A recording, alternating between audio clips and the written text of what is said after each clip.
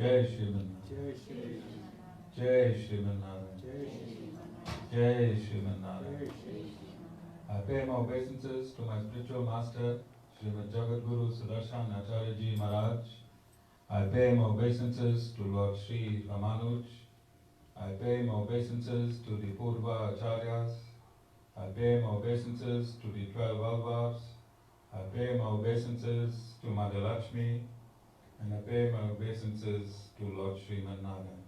I welcome all of you here physically at the Sri Narayan Dham in Durban, South Africa. I welcome those that's watching this discourse locally, nationally, and internationally. And I welcome in advance those that's going to be watching this discourse when it is posted in YouTube and the various groups from around the world. Our topic on creation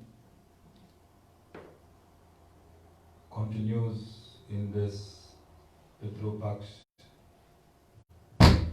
period, and we deal on how the created has to comply with regulative principles to satisfy the principles of the Creator. In this quest, this is our third discourse on how to perform the Pitru Paksha ritual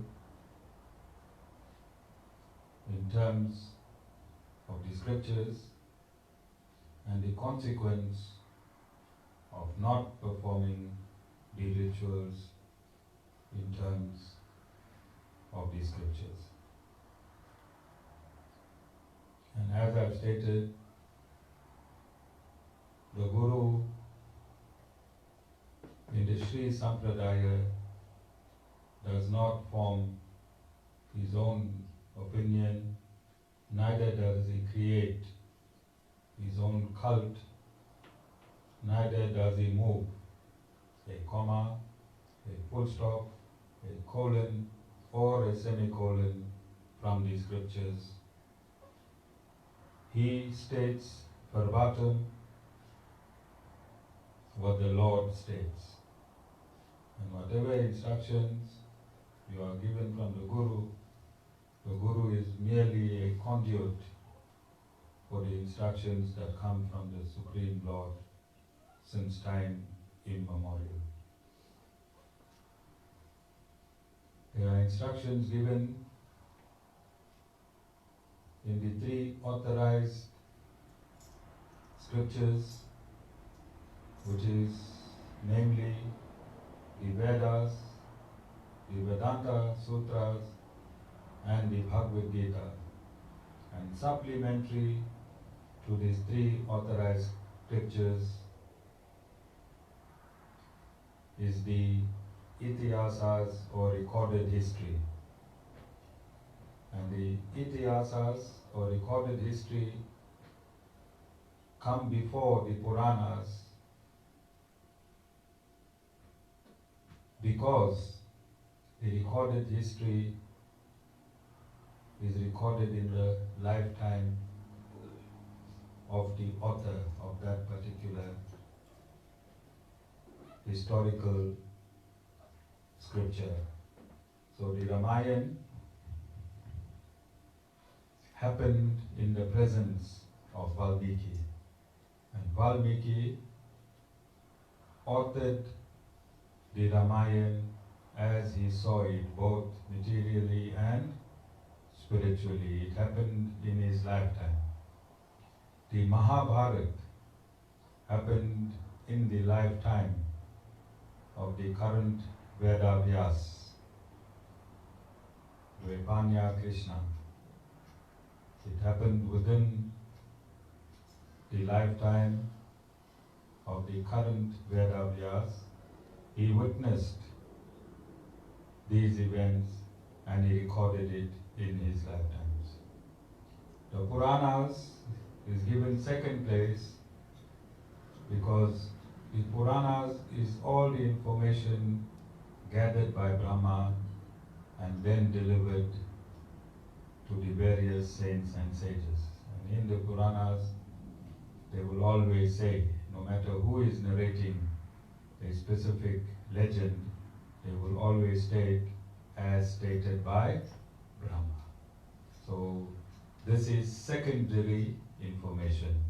And the Itihasas, which is the Ramayana and the Mahabharata, is information from the author himself. It's absolute history. And history and science, there should be no difference, because science is described as things as they really are. The definition of science is things that is really in its absolute position. And history is science from the past. History is science in terms of the itihasas recorded exactly as it happened in the past. So in this regard, there is absolutely no difference between the historical truths and the subject science itself. So in the Ramayana, there is an episode where Pitru Paksha is being done in the forest. And whilst the Pindhan and the Tarpan was being offered,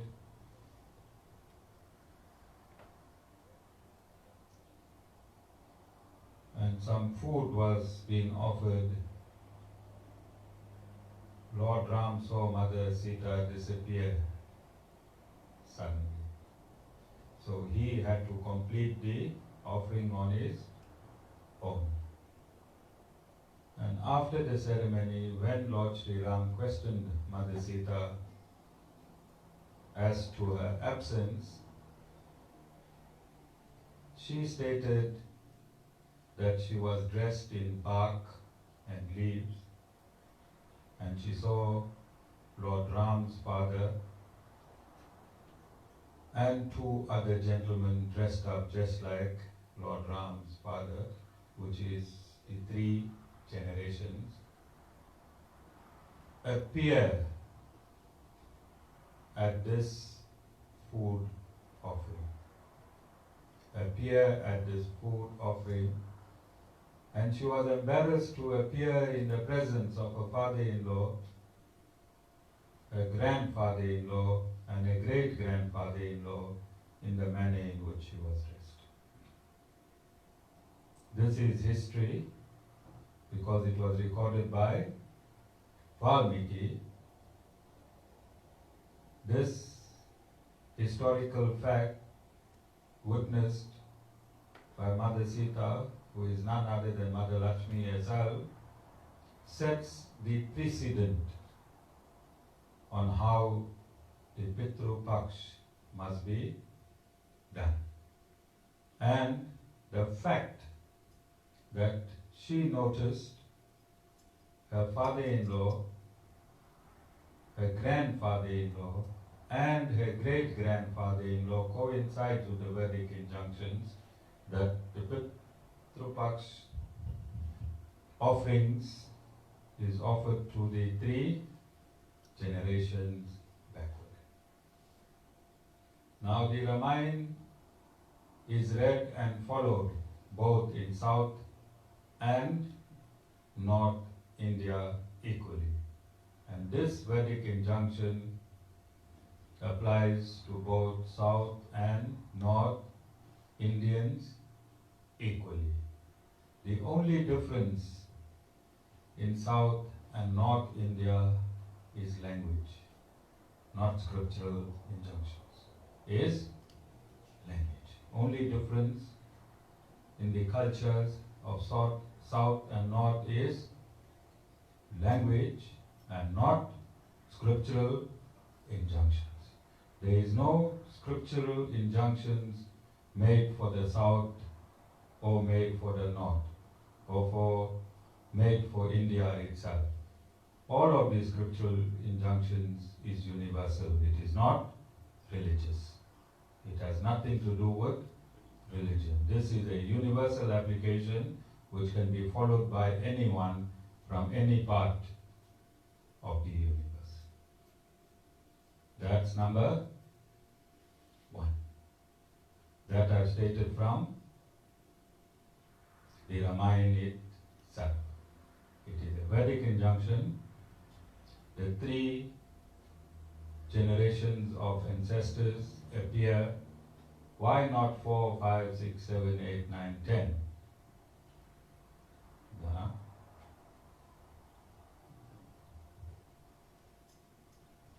If you do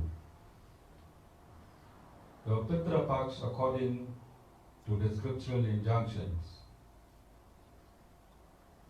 then the fourth generation get promoted to heaven. So you have the earthly dimension, you have the Pitruloka dimension, and you have the heavenly dimensions. So these three generations go and get stuck in Pitrulok, and Pitrulok is manned by a Devta called Yamaraj.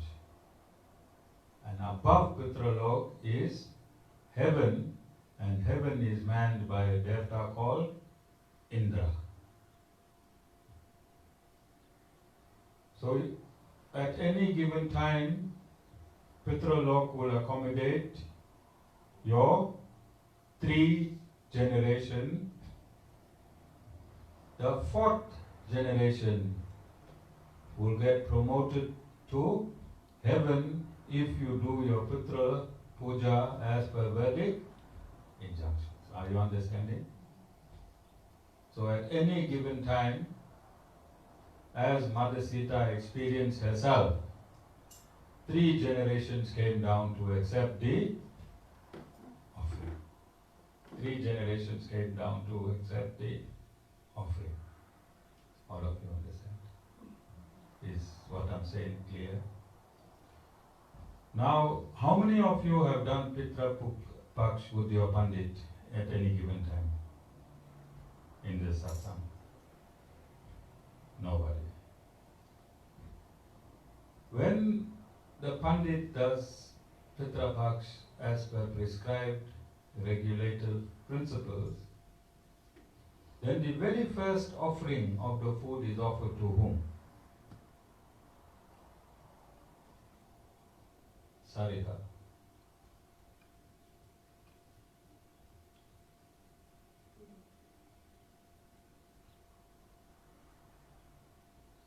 Lord Vishnu. Isn't there a segment of worship for Lord Vishnu in the Pitru Paksha Puja itself?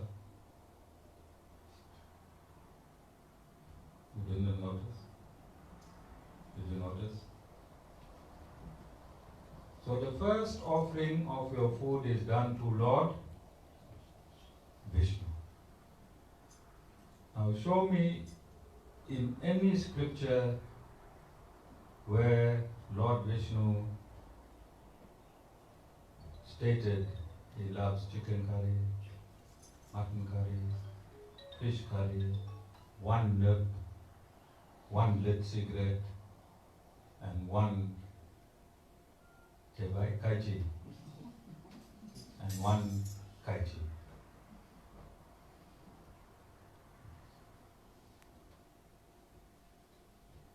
Find in any scripture where Lord Vishnu has asked for these things.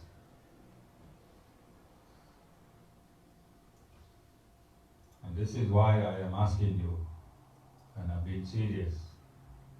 The rest of the things I am not putting a gun on your head. But for this Pitru Paksha, I don't have only a gun. I have a machine gun, I have a nuclear missile, the latest technology on your head to make sure you do it properly. Otherwise, I can't fix the mess. when you are cursed by your ancestors. I can't fix the, you can hear baby herself, she's acknowledging in the back. Alright? I can't fix the mess by your ancestors. So this is why there's a heavy stricture from my side. And I'm emphasizing Pitru Paksha. This is the third time I'm doing it.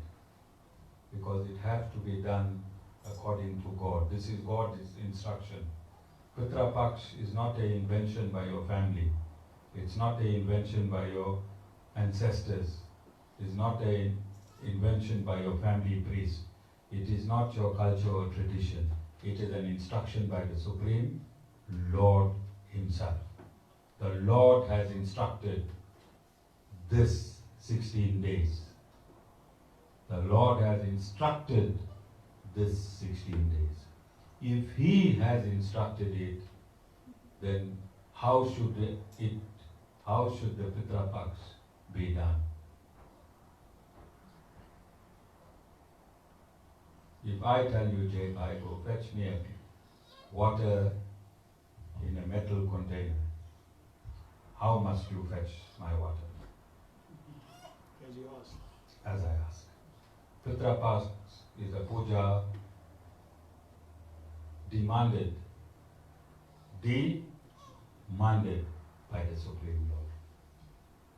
It is adequately found in the Rig Veda, Garud Puran, Matsya Puran, Vishnu Puran. It's found in all our texts adequately. Srimad Bhagavatam, because it is an instruction from the Supreme Lord. And you have to follow the instructions of the instructor. You cannot make your own. If you make your own, it will not link up. Will it link up?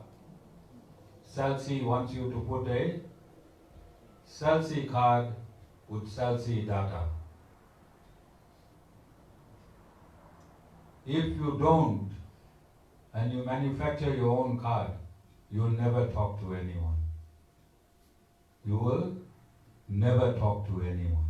Similarly, if you don't do the Shraddha, the Pitru Paksha, as per Vedic injunctions, you will never appease your ancestors. You will never appease your ancestors. And it is stated in the Markandeya Puran, in the Markandeya Upanishad, that the blessings of your ancestors is far greater than the blessings of the Devis and Devatas. And taken conversely, if they curse you, then your life on this earth will be a misery. Especially the males. Especially the males. So, this is important. Absolutely important. You can come to satsang how much you want, but if you don't do this puja properly as I've instructed, then not even I can help you. Not even I can help you. So you have to do this accordingly, or else your life is going to be a misery. Don't worry about the other religions. Don't worry about the other religions. You were also in the other religions. You were also in other religions and other systems. Sanatana Dharma is the apex. So you evolved from other religions up until the time you came to Sanatana Dharma. Now that you are in Sanatana Dharma, you must follow the regulative principles of Sanatana Dharma. All of you understand? Don't say that religion or that race is not doing it. You also had the opportunity of not doing it when you was in that religion And when you was in that race, in 155 trillion years that have passed in this cycle of creation, you've been in 8.4 million species of life, and you've been through every race. Jai Rosh Bhai was a Chinese emperor in his previous lifetime. Was a Chinese emperor in his previous lifetime. Alright? You understand, all of you? The soul is the same, it's only the body that changes. Soul is the same, only the body that changes. So there is a story, and I've explained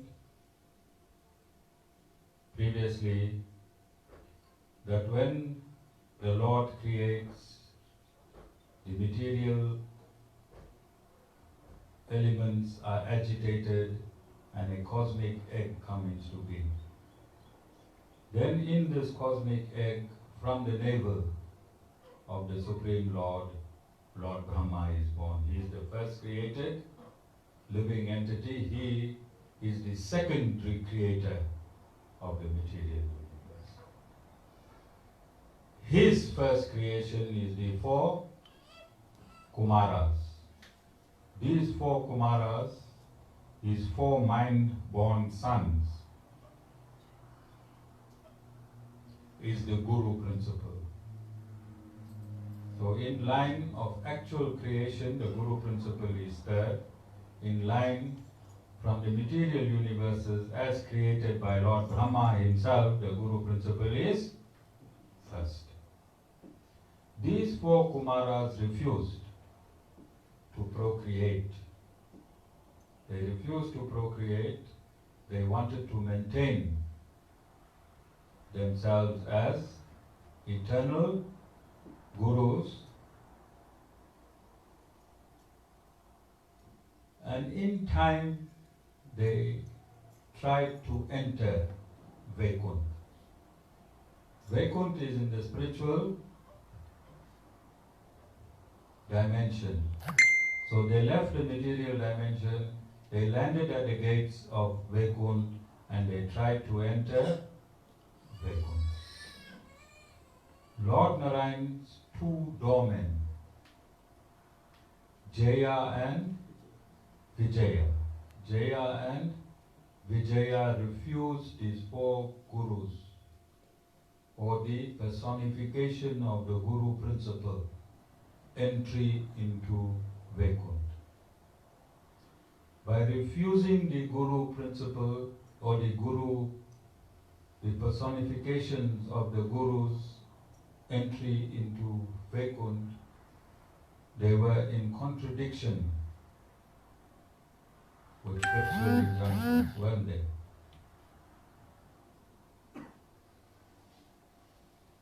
Weren't they? So they were cursed. They were cursed.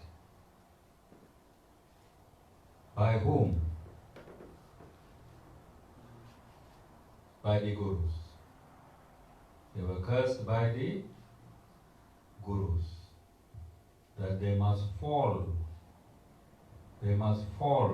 from this great position. How high is a position to be the gatekeeper of the Supreme Lord? Rosbhai? How high is the position if I make you a gatekeeper here of my kutir's gates? How close you are to the Guru? Very close. You can't be closer. Alright? Only Mother Lakshmi is closer. Okay? So Jaya and Vijaya were cursed, and the curse was that they must be thrown into the material world. Can you understand the curse of a guru and why you should not cross a guru? when these gurus cursed the doorkeepers of the Lord, not even the Lord could save. Can you see? And this is why we warn you timelessly. Do not upset the Guru, not personally, but the principle. The Guru, principle. Don't agitate the Guru, principle, because once you agitate the Guru principle, and if you are cursed by this principle, I am just a figment of the personification of the entire Guru principle. Today, here in South Africa, in English, I am personifying the Guru principle. The Guru principle is eternal. In this time frame, from the day I started until the day I end, I will be a segment of the personification of this principle. All of you understand? I am not the principle. The Guru principle is eternal. It's created by the Lord Himself through Lord Brahma. I am a representative of this principle, personifying this principle in this segment of my lifetime. All of you understand? But this principle is like fire. This principle is like fire. Whether knowingly or unknowingly, if you put your hand in the fire, what happens? Because it is absolute. Because the principle is absolute. So whether you know or you don't know, fire doesn't care. As soon as you enter it, you must get burned to the degree that it is burning itself. All of you understand? So these people, the brothers, they became complacent and they disregarded this principle because they were next to the Lord. But the principle burned them themselves. They came down on earth. They came down on earth and they became Hiranyaksha and Hiranyakasipu. The Lord's two doorkeepers became the Lord's greatest enemies. So the Lord made a deal with them. Lord Sriman Narayan made a deal with them. If you go down to earth, you have to live for 7 generations. But if you become my enemy on earth and I come down and I kill you myself, then you only become an enemy in 3 generations. And this Hiranyaksha and Hiranyakasipu is the first generation. So Hiranyakasipu, the lover, foremost lover of Lord Vishnu, Lord Sriman Narayan, as Jaya, became his most ardent enemy. Because when you enter the material universe, you forget the Supreme Lord and your relationship with the Supreme. Can you see? Lord's doorkeeper, when he comes into the material universe, he is hell-bent on destroying this entire universe. In fact, Hiranyakasipu ordered everyone to worship him in the universe. He caused so much of terror that even the Devis and Devatas had to leave heaven. But in actuality, who he is doorkeeper of Lord Sriman Narayan, covered with ignorance. Covered with ignorance. And the ignorance falsely dictated to him that the Lord is his enemy. And you experience this in our lifetime, don't we? We are all absolutely pure souls, just like Jaya and Vijaya. But because we are covered with ignorance due to our karma, it was their karma that they get cursed and fall down. And it is our karma that we, whatever we are suffering in this universe today. It is our karma, like Jaya and Vijaya. And most of us become enemies of the Lord, don't we? How do you become an enemy of the Lord? Jai Bhai? Because you lose faith in the Supreme Lord. No, by creating your own systems. By creating your own systems. In this country, South Africa, there is a constitution. They say you must drive on the left side of the road. When you start driving on the right side of the road, you have created your own system. Then you become an enemy of that statutory law because you are in contradiction with that statutory law, which is a law governing your driving in this country, isn't it? So don't you become the enemy of the state. If you drive on the right-hand side there, Dana, you can't tell them I'm gone stupid now with my age.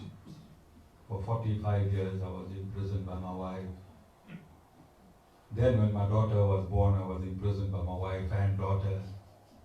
Now I can't think straight, I'm driving on the right. You'll go in the docks. You'll go in there because you are an enemy of the state. Anyone in court on the other side is an enemy of the state. So similarly, when you do your own pujas, you become an enemy of the Lord.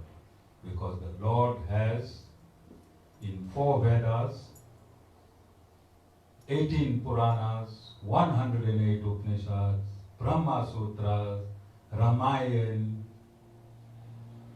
Mahabharata, 540,000 verses explained, over 500,000 verses explained how you should live as a human being. Is 500,000 verses not adequate for you to learn how to live as a human being? Ajay Bhai? How come all our ancestors had it wrong all these years? Well, ask yourself how you had it wrong in your lifetime, then you'll understand how they had it wrong in their lifetime. Start from you. How did you have it wrong? Ignorant. Your ancestors didn't have Google and internet. You got Google and internet. Alright? If I send you now, Jai Bhai, to a certain address in North Dean, you're going to keep phoning me and asking me for direction, or you'll tell me, send me a WhatsApp of the location. What will you do? GPS it. Why don't you do the same for God? All the information is there. Why don't you do the same for God? Only for God you blame your parents and grandparents and their grandparents. But anything for your convenience, if from here now Bhabhi says, don't worry about Pitru Paksha, let's go watch a movie. How will you find out where you can watch a movie in that given time? Jacob? Researchers. Quickly on your phone. Before leaving the ashram, you tell Bhabhi, hey, don't worry about this Pitru Paksha. those people are dead already. You and I are still alive. I have to listen to you. Like how Dana has listened for these 45 years. Let's go watch a movie. You understand? So everything else, we will research. Only God. We will not research, and we will become God. Who will become God? If you discard a Vedic injunction, it means you are higher than the expounder of that injunction. Isn't it? That means you have more authority. Am I right or wrong? You take it upon yourself that you have more authority to remove any law. All of you understand? And this is the sad state of Sanatana Dharma. Sad state of Sanatana Dharma, not only in South Africa, but around the world. And I think for my first discourse, if you go on the Sri Narayan Dham page, there is a comment from India. Somebody in India that read the first discourse, and he said how nice it would be for the government of India to inculcate this teaching into the school curriculum of India. Alright? I think the first discourse, somebody can go and check in the pages. There was a nice comment in India, which means the same ignorance is pervading India as well.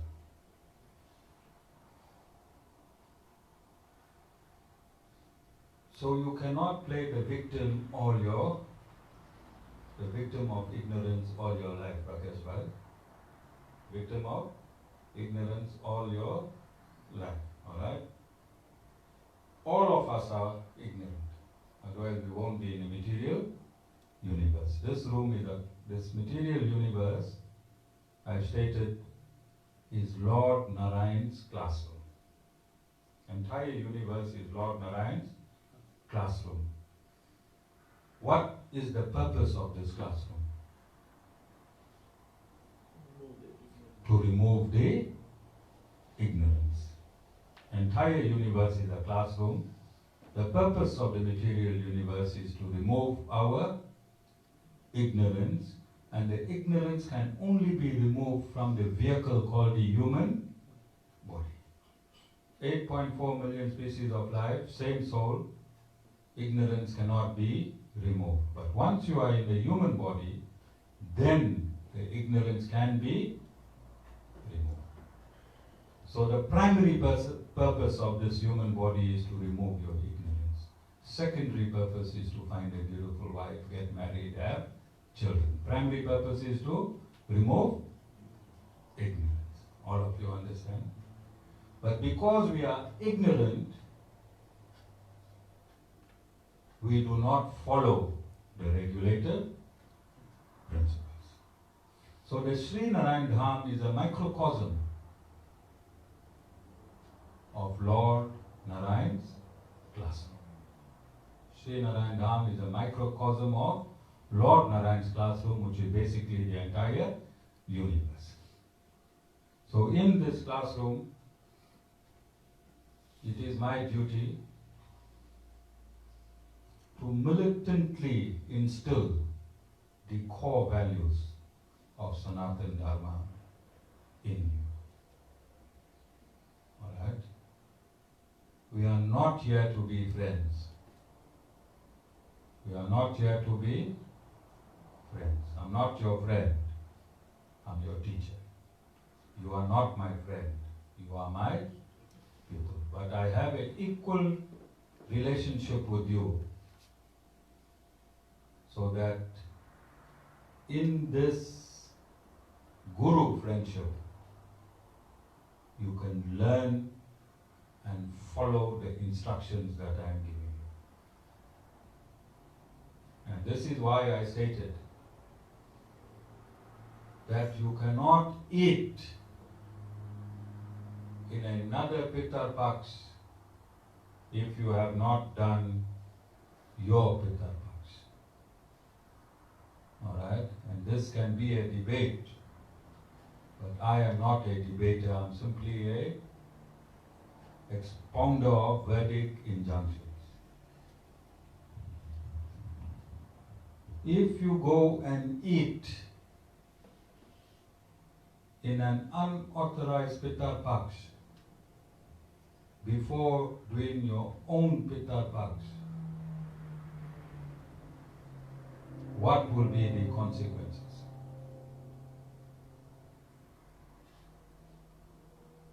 Your ancestors came to your house. You went and ate somewhere else without appeasing them, which was not done as per scripture. What will be the consequences? You understand? All of you understand? Don't take these 16 days lightly. Don't take these 16 days lightly. If that place has a Pitru Paksha puja as per Vedic injunctions, can you eat there or can't you eat there? Tana, why you can eat there? Because it was offered to the Lord first. If you do your Pitru Paksha as per Vedic injunctions, then the Brahman will, the first offering is for Lord Vishnu or Lord Narayan. When that first offering is made, all the food becomes spiritualized. And even your ancestors can eat that food. There will be no difference in you eating that spiritualized food and doing your puja and eating that spiritualized food in your own house. But it is dangerous to take a chance. Rosbai, if you got 5 brothers, you think all 5 brothers will do it scripturally? You understand? And this is why I'm saying, don't eat Pitru Paksha food until you do your own first. I might seem contradictory. But it is for whose benefit? Your benefit, because you don't know with what absoluteness that other Pitru Paksha is being done. And even with our pandits, we have quite a few that are not really pandits, isn't it? You understand?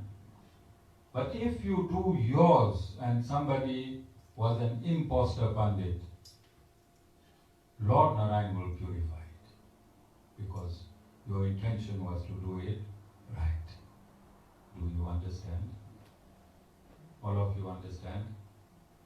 Because there's a lot of controversy in this Pitru Paksha. Right? And I'm quite happy with one family. They came and they did the Pitru Paksha wrong in this Pitru Paksha, but they're going to do it right.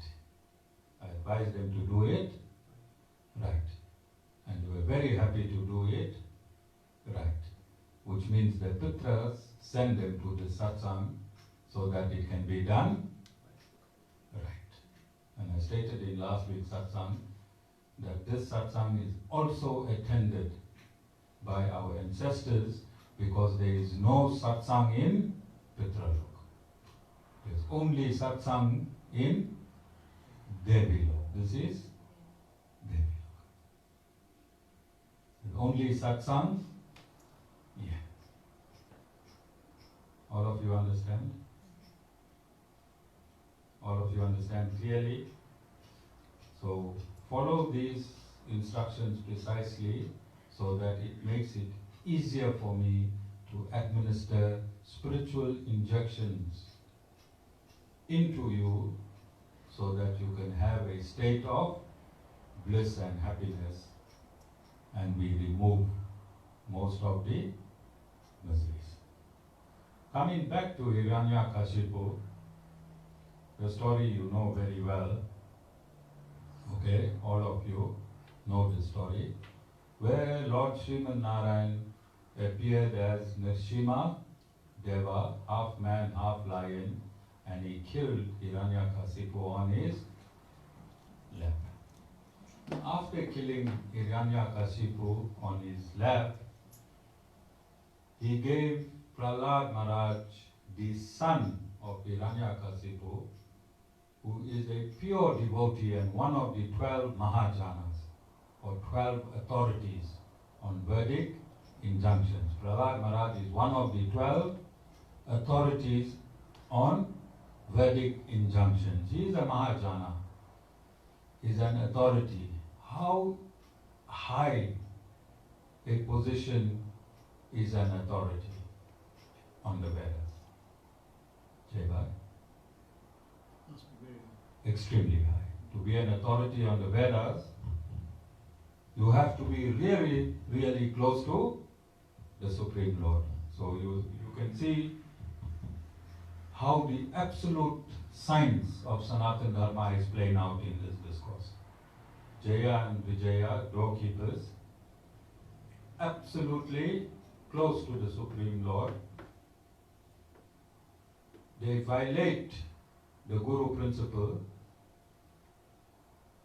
by disallowing the Kumaras' entry into Vaikuntha, and they fall from their prestigious position and they come all the way down. Then one of his devotees, who is an authority on the Vedas, is born as a son of one of his greatest enemies. Can you see the absolute science of the Supreme Lord? He uses his pure devotees in his Leela. The Lord uses his pure devotees in his Leela.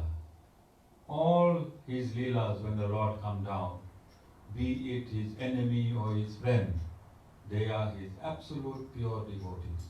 When they perform the functions of an enemy, they are in ignorance, and when they perform the function as devotees, they are in enlightenment. But because the system is absolute, you have to be a pure devotee of the Lord to be involved in his Leela or pastimes. All of you understand? Your qualification is to be a pure devotee, to be involved in his game. All of you understand? So, after Hiranyakashipu was dead, he gives this advice, which is a Vedic injunction.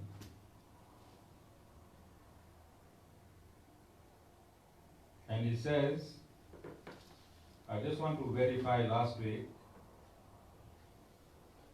because every now and again Vishwadhar Ramanuja stings. He can catch the Guru because he has all my discourses somewhere. Who? Vishwadhar Ramanuja.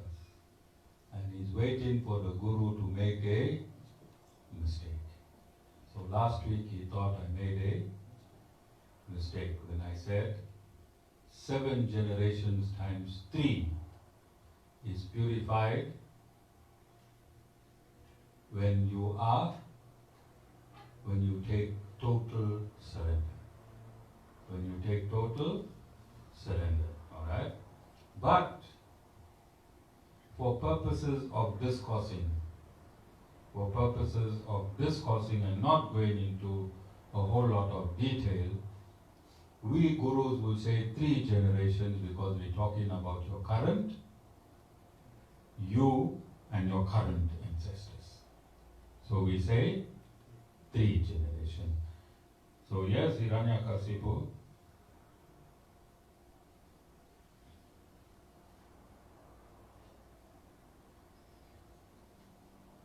is the Srimad Bhagavatam. This entire story is also in the Vishnu Puran, but unfortunately I do not have the complete set of the Vishnu Puran translated in English, and I'm using Swami Prabhupada's translation of the Srimad Bhagavatam.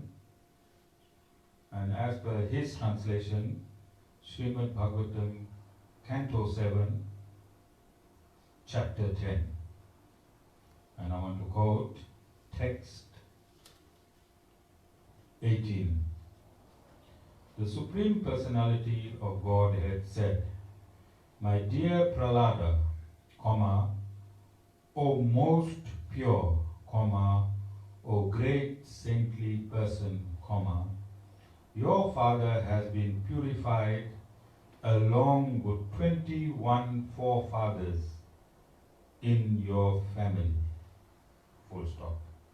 Because you were born in this family, the entire dynasty has been purified." Okay? Who is saying this? Jay? Who has made this statement? I quoted the Supreme Lord. Nrsimhadeva, immediately after killing Hiranyakashipu, he addresses Prahlad, and this is what he tells him. So you cannot go back 21 generations, but you can go back 7 generations time, 3 in 7 different families. 7 different families times 3 will give you 21. So 7 sets of family get purified, Rojbhai, if you don't be selfish. How many sets? If you don't, I want to hear that word, Rojbhai. Selfish. So if you really want to liberate that 7 generations of family, give your van keys to your son. Relinquish everything. I have a hut in the bottom. Ask your son to bring your clothes. I'll initiate you through special initiation. And live at ashram. Forget Bhabhi, forget your daughter, forget the beautiful cakes she's baking, forget the trucks. 7 generations of 7 of your families connected to you will be purified. Alright, Jay? Also think along those lines. Alright? And give Bhabhi in CDs and tell her to leave without you. Alright, Jay?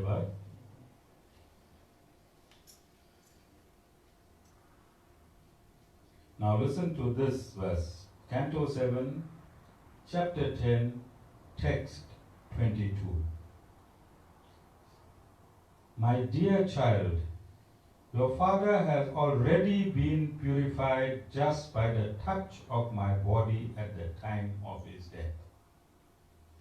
Nonetheless, the duty of a son is to perform the Shraddha ritualistic ceremony after his father's death, so that his father may be promoted to a planetary system where he may become a good citizen and devotee. And I want you to understand this very, very carefully. Alright? So Sanatana Dharma is the only system, I've stated, in the universe where the Supreme Lord gives instructions himself. In other systems, saints, after 300 or 400 years, say what a specific religious system is. Here, as it happens, the Lord spews out verdict, injunction, as it happens. So at the point of death of the father of Prahlad Maharaj, he instructed Prahlad Maharaj, notwithstanding the fact, as a devotee of the Lord is purified when he comes in contact with the Lord, a non-devotee of the Lord also gets purified when he comes into contact with the Lord, because the Lord is absolute. Just like fire. Whether you're a devotee or a non-devotee, when you touch fire, you'll be burnt. Similarly, whether you're a devotee or a non-devotee, as soon as you touch the Lord, you'll be purified. Does it make sense? Is it scientific? Is it pure? Is it absolute? You all agree? Notwithstanding that he became pure. Because when he became pure, 7 generations automatically got liberated. That is a Vedic injunction. 7 families, 21 generations already liberated. But the Lord instructs him to continue with the Pitru Paksha puja of his father. Can you see why the Guru is so explicit in this set of ritualistic injunctions? Can you understand why I've given 3 serious discourses on Pitru Paksha? Can you see? Because here's the Lord himself, Narasimha, who is Lord Narayan, is stating that you must do this puja so that 1 generation in Pitralok gets promoted to the heavenly dimension and gets purified. All of you understand? Are there any questions? Jayvad? Ask. No use gossiping with Bhabi on your way back. That I don't know why I landed in the satsang. My life was soapy with millions of bubbles and aromatic deodorants, and now I land in this cow dung of a place. And my life has changed drastically. Now and then I get asked questions, and now and then I get whacked.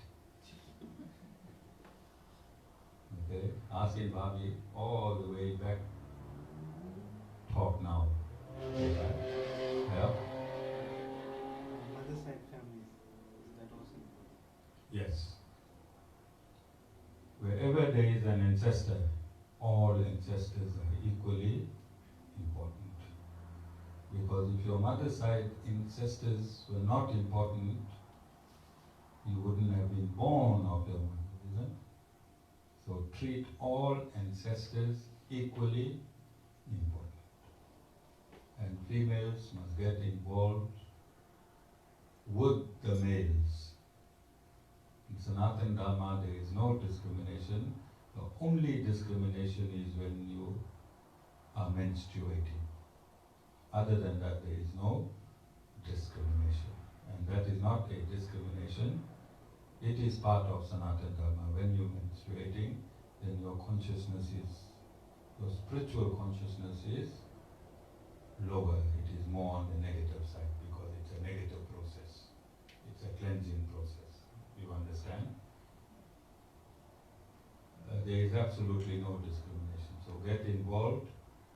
Females can also, where there is absolutely no males, then females can also do the Pitru Paksha. As long as they're not wearing leaves and branches. Yeah.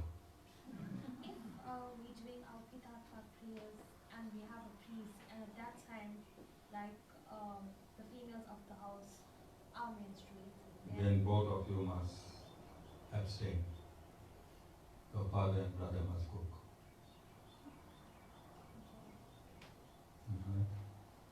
Was by.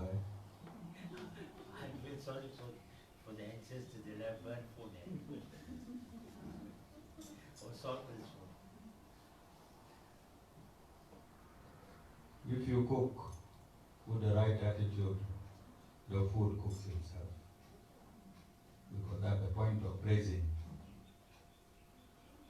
there is another system that's at work. Right? You must just have the attitude to cook. Yeah? Any other questions? The thing about having to get married, to have a son, whereas we were going to have from Garud Puran. I'm not sure how it came. Yeah, it depends who interpreted the Garud Puran. Alright? We have to get them. The Garud Puran asks you to have a son to continue your lineage. Alright? And then the Garud Puran is very, very militant. Okay? And there's a whole lot of threats there. But you're living in Kali Yuga, and the actual rituals itself can, as also ordained in the Garud Puran, can be done with a female in exceptional circumstances. Bhaya, it's your karma that determines whether you're going to get a son or not, but there are special injunctions in the Vedas on when, in which part of time for copulation where you can get a girl or a boy. It is absolutely scientific. But we don't know. We don't know, but there is specific mention made in which period of the month you can have a girl and in which period of the month you can have a boy. There is a Vedic injunction. This is why it is absolutely necessary to come to satsang, to have a bona fide spiritual master, to surrender to the bona fide spiritual master, and to take instructions from the bona fide spiritual master.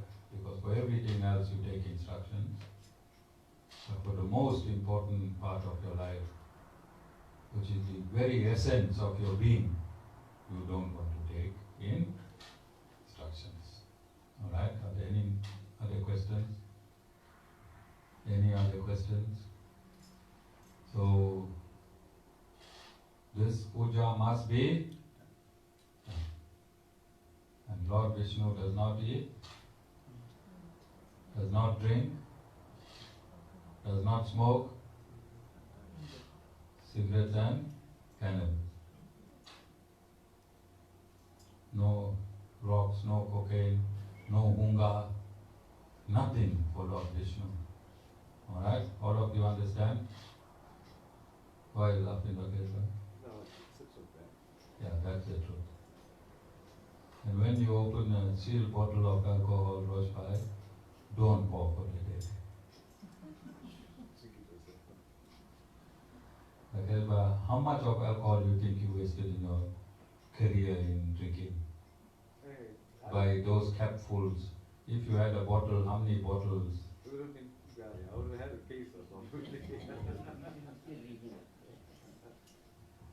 Okay, Mama, I don't even want to ask you. Mama will talk about tankers. Alright? So is everyone clear on what the requirements are? And for those of you that have listened to me and listened to the discourses, how are you feeling at home in this Pitru Paksha? Rospa, you and your family, what is the feeling at home during this Pitru Paksha? Nice, we're excited, we welcome the Auspicious. Yes, it's very auspicious. Very auspicious. You, Bhaiya, how are you feeling? At peace. At peace, you understand? And the reason I'm asking you because you had to accept this through great pain because you did not understand that this was part of your law. You did not understand. But you feeling at peace, which means you have not contradicted anything. That's why after you went home yesterday from here, how you and your family is feeling. And also, Mama, how you are feeling? more sociable, more Okay. community. So can you see this Sri Narayan Dham, I said, is a microcosm of Lord Narayan's classroom, and it should also act as a laboratory for the world, don't you think? It should act as a laboratory for the world so that when the Guru expounds certain principles that can be experienced, certain principles cannot be experienced, but those principles that can be experienced by the aspirants, then the testimony, the absolute true testimony of the aspirant corroborates the discourse itself. Does it not, Jayabhat? So we become a lab, a spiritual lab, so that not only the rest of South Africa, but the rest of the world can understand the importance of satsang and following scriptural injunctions. All of you understand? Any more questions? Is this the last Pitru Paksha satsang?